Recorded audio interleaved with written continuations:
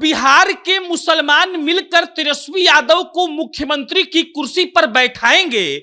और ऐसा हम हवा में इसीलिए नहीं कह रहे हैं क्योंकि हमारे पास इस बात का प्रमाण है कि कैसे तेजस्वी यादव ने मुसलमानों को एक तरीके से इस बात का संदेश भिजवा दिया है कि जब तुम्हारे साथ कोई खड़ा नहीं था तब तुम्हारे साथ मेरे पिता खड़े थे, और अब भी जब तुम्हारे साथ कोई खड़ा नहीं है तब तुम्हारे साथ हम खड़े हैं।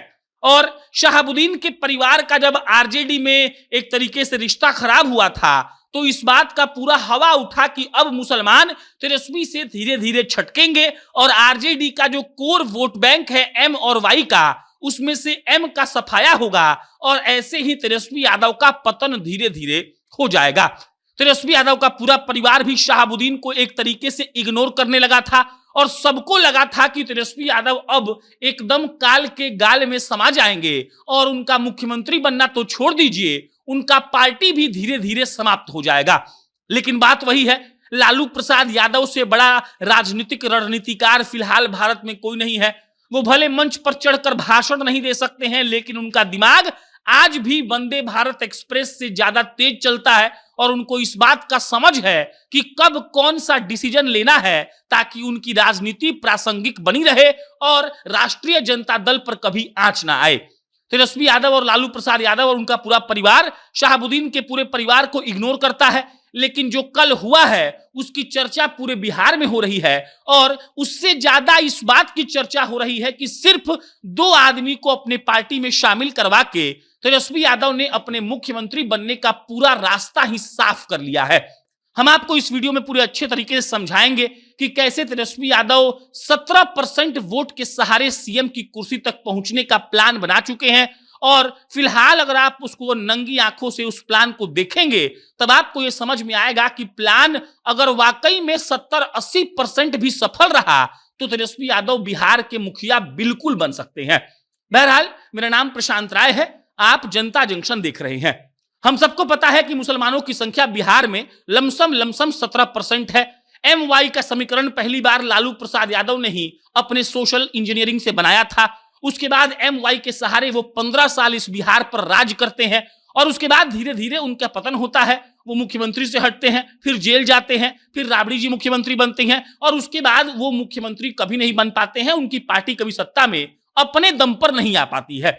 उसके बाद देखिए, शहाबुद्दीन के निधन के बाद कहा गया कि तेजस्वी यादव और लालू परिवार ने शहाबुद्दीन को बिल्कुल भी भाव नहीं दिया, जबकि असलियत यह है कि शहाबुद्दीन ने लालू प्रसाद यादव के लिए अपनी जान तक जोखिम में डाली थी। वो जेल से निकलने के बाद नीतीश कुमार को चैलेंज करते थे कि आप तो परिस्थितियों के मुख्यमंत्री हैं, असली नेता तो लालू प्रसाद यादव हैं। और ऐसे आदमी के निधन के बाद अगर उनके परिवार वालों को लालू परिवार ने छोड़ दिया तो मुसलमानों के बीच इस बात का संदेश गया कि लालू परिवार किसी का नहीं है, वो अपने परिवार में ही सब सीटों को रखेंगे। उनको इस बात से कतई मतलब नहीं है कि कोई और कार्यकर्ता का क्या होगा, किसी और कार्यकर्ताओं के फीलिंग्स के बारे में, इमोशन के बारे में इनको कोई मतलब नहीं है। और जब ये संदेश गया तब तेजस्वी यादव और आरजेडी से मुसलमान धीरे धीरे छटकने लगे।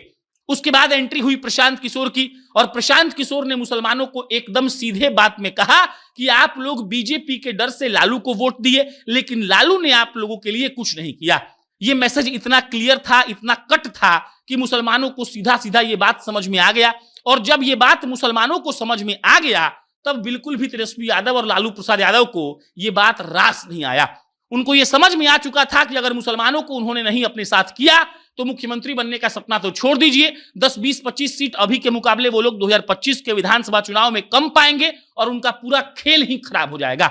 और इसके बाद मुसलमानों पर विशेष ध्यान देते हुए हिना साहब को और ओसामा साहब को, जो शहाबुद्दीन की पत्नी है और ओसामा उनके बेटे हैं, उनको शामिल करवाया गया है। और अब मुसलमानों के पास अगर इस बात का संदेश तेजस्वी यादव साफ लफ्जों में पहुंचा देते हैं कि हम आपके लिए खड़े हैं तो समझ लीजिए कि आधा खेल हो जाएगा। और जिस 17% के बदौलत तेजस्वी यादव सीएम बनने का प्लान बनाए हैं वो प्लान सफल भी होगा और तेजस्वी यादव सीएम बन भी जाएंगे।